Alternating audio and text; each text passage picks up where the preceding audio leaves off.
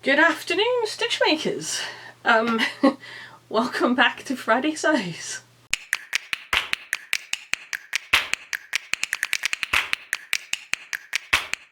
So yeah, it's been ages since I last spoke to you. I feel like I should apologise or something. It's just been manic, basically. Life got completely in the way. And I will update you with that in a bit, but I wanted to first say, basically, Merry Christmas and a Happy New Year. I know it's like the 26th of January. See, I'm not even sure what month it is. 26th of January, I know, but as I hadn't seen you before Christmas, and I didn't see you immediately after, I thought I'd say it. I hope you all had a really good Christmas, and that you got spoiled, and that you had a great New Year as well. I know ours was kind of quiet, just mostly because of lockdown and COVID related stuff, so I mean none of us have had it, thank goodness, but we were taking extra precautions because I'm on the shielding list and I take immune suppressant injections, so it's not something I really want to catch. So anyway, on the subject of Christmas, did anyone get any good sewing presents? Please tell me you did. I didn't get fabric or anything. My husband doesn't believe in feeding my stash addiction. And I have so much anyway that I really don't need anymore. I mean, there's always more that you want, you know, because it's pretty, but I have to see that. Before I kind of go, ooh. So what I've got so far at the moment is plenty, so I'm trying to hold off buying anything new. But hubby did get me a couple of books, sewing related books. In fact, both of them are costume related books, and I know that's not up everybody's street, but I am trained as a theatre costumer, so historical costuming is something I'm interested in. So I'll grab it quickly. The one book that hubby got me is a book that I've been waiting for a very long time. It's this one. It's Patterns of Fashion 5 by Janet Arnold. And this book is great because I already have 1 to 4, and they are so incredibly detailed in terms of the history that she presents, and she's looked at extant garments and she's grid marked them out, so you can then if you want, you can choose to scale them back up. So hold on, I'll give you a show here. So there's grids, and you can scale them back up so you can actually make the you can replicate the garment exactly. And she even I'm trying to find one to show you here. She even like scales the actual embroidery patterns that you would need, so you can actually replicate the embroidery as well. So hold on, I'll show you. So you can see, oops, there we are. So you can see that's the actual embroidery included in the grid. So if you wanted to, you could actually recreate the embroidery, which I think is brilliant. I mean, not that I'm likely to, because let's face it, it is a lot of work. But I like to know these things, and I like historical costuming for the reason that we can see how things developed, and we can see like where our clothes come from, because, you know, granted we wear kind of whatever we like now. There's and it can be free and flowing, it can be fitted, it can be whatever, but every garment you wear has a history. It comes from somewhere, it has developed, and it has, you know, you can trace the minor changes to each garment all the way back. So I like that. However, my favourite periods, I've got two. I like Regency and I love Victorian. So the other book that hubby got me was this one, which is The Victorian Dressmaker, and it's volume 2. I've already got volume 1. And this is by Prior Attire. Isabella Pitcher, she primarily makes for reenactments, but I think she's gotten into supplying for film as well now. But she is brilliant. Her making is great. If you are interested, I'll link below. Her channel is called Prior Attire and it's absolutely brilliant. So this particular book is all about the sports gear of the Victorian period. So including things like a shooting outfit. And there's all sorts. There's swimming costumes and tennis. Oh yes, here we are. I found the tennis dress. There we are. Could you imagine? Could you imagine playing tennis in that? It's quite vastly different from what Serena and Venus Williams wear nowadays, isn't it, on the tennis court? But there's all sorts. There's walking dresses and archery dresses and woolen bathing suits, and you know, some really brilliant items. And again, she has also gridded them out so you can scale them up and recreate them. So those were my sewing related gifts. Everything else was minor. It was, you know, chocolates and warm socks. Really nice, lovely, like fleecy lined warm socks. I don't know about you, but I get really cold feet, so having warm socks is a real bonus. And yeah, things like that. So that was good. I must admit, I have done absolutely no sewing since I last spoke to you. I think when I last spoke to you, I was working on a pink pair of plinker pants. They are still not done.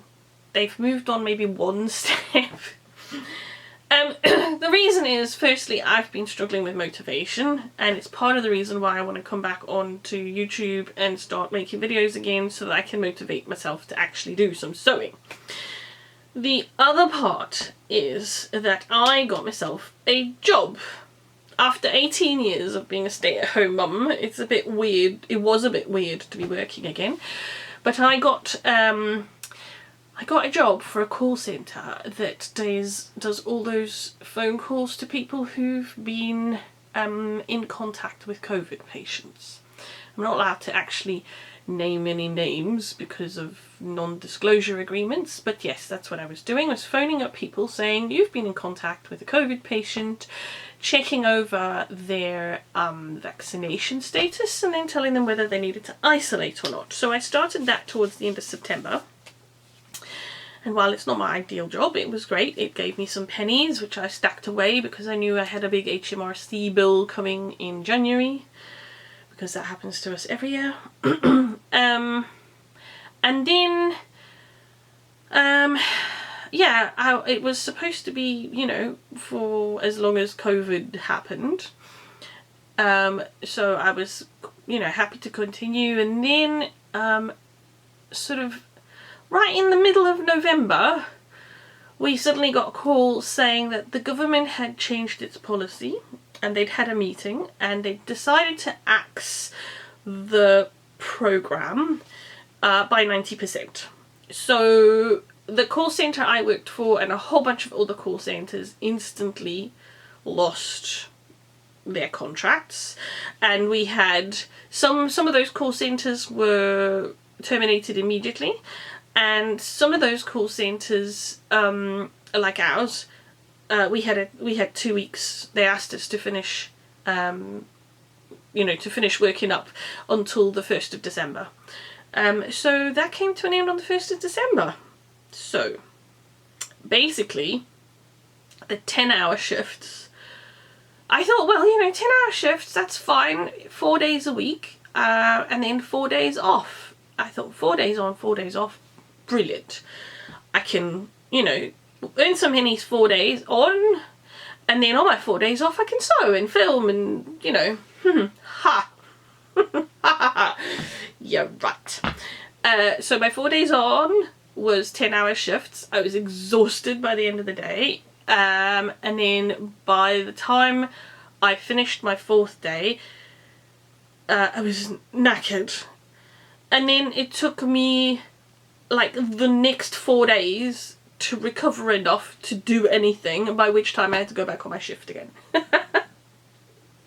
So not a lot of sewing got done, unfortunately. But hey. And then since December, it's been a case of constantly saying to myself, oh, I'll do some sewing tomorrow. I'll do some sewing tomorrow. And then, yeah. So this is it. I am now going to be doing some sewing. I need to finish my pink plinkers. They are actually not that far off being done. I've signed up to do a challenge for the So Tina Givens Facebook group, and they've got like a 3-layer challenge. So to do, because Log and Look is all about wearing layers, so they're like, make 3 garments that layer on top of each other. So I have got that to do, which is the plinkers that I'm still just about to finish. The next Faye dress that I wanted to do, and then I'm not sure whether to do the Priscilla slip or whether to do a Tracy jacket, so I'm still considering that, but I haven't got a lot of time left to do it because basically, pardon me, I've wasted the whole of January, so I need to get a wiggle on. The other thing I've signed up for is Frugal Frocks is coming back. So last year I basically restarted vlogging with Frugal Frocks, which was organised by Ruan at the Yorkshire Sew Girl, and oh, I've forgotten her name. The other lady at Frugalissima. So they're bringing it back in March. Yes, March, and I've signed up. And they are changing the rules slightly, so it's not going to be hashtag Frugal Frocks. I think they said it's going to be hashtag So Frugal, and they're kind of adjusting the rules a bit. So I've put my name down to be involved in that, so I just need to kind of go through my stash and figure out what I'm making, and or which bits I'm using and what pattern I'm making. So I need to kind of look for free patterns for that. But I am looking forward to that so much. I don't know why, I enjoyed it so much last year, so I'm really, really happy that they're bringing it back. So, but that is about it in terms of sewing news, in terms of you know, and in terms of home life news. We're just kind of getting back into the swing of things. Kids are back at school. Both my wonderful offspring are in the process of choosing subjects for next year. How is it my youngest is going into 3rd year of high school? That is just... She was 2 and looking forward to nursery just like 30 seconds ago. Anyway, she's choosing, sorry, they are choosing subjects for 3rd year, and eldest will be writing her Scottish Highers this year, May, and for 5th year, and then has to choose more for 6th year, so she's made her choices as well. And then after that she's off to university, and I'm not quite sure how I've ended up to be old enough to have a child at university. When did that happen? Anyway,